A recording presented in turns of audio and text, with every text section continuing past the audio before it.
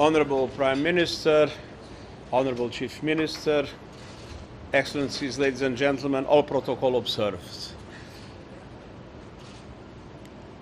It is difficult not to feel deeply moved when we hear such a detailed description of tragedy, of the loss of life, of the destruction, of the loss of property, of the loss of livelihoods. But listening to you, I see that there is no loss of hope. But that hope to materialize needs the international community to recognize three basic facts. First, as you said, humanity has been waging war on nature, and nature strikes back. But nature strikes back in sins, but it was not sin that has made the emissions of greenhouse gases that have accelerated climate change so dramatically. So there is a very unfair situation in relation to the level of destruction that we are seeing here in Sindh. And so it is essential for the international community to understand three things, and obviously developed countries have an absolutely key role to play in the international financial institutions joining them. First is that Pakistan, including Sindh, needs today massive financial support to overcome this crisis.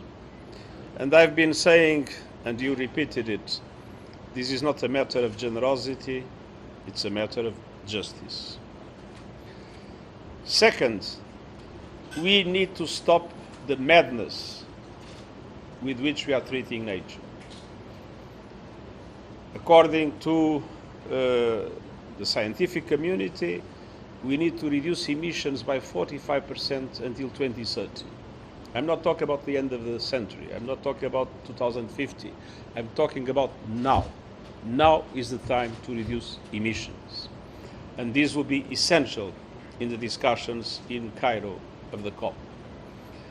But the fact is that we are already living in a world where climate change is acting in such a devastating way.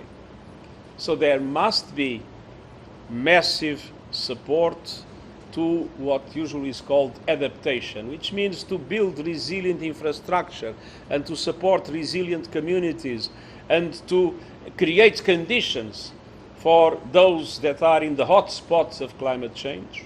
And Pakistan is one of the 15 hot spots of climate change.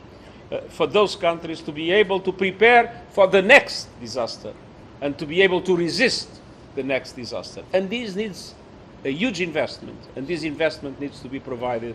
That's why we are asking for a strong increase in the financing of adaptation, of resilient infrastructure.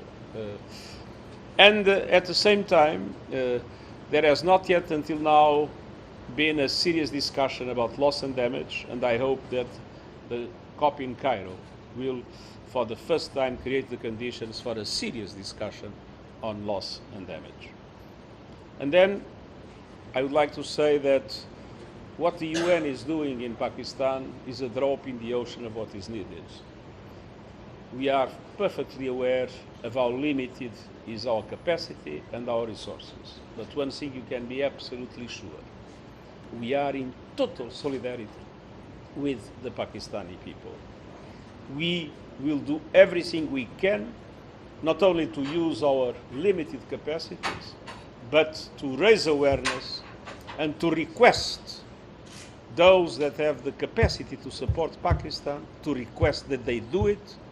They do it now, they do it massively, and they do it also looking into the preparation of this country to face future challenges, to be able to protect their population when those future challenges are coming. Our commitment, our very strong and emotional solidarity is something you can count on. Thank you very much. Thank you.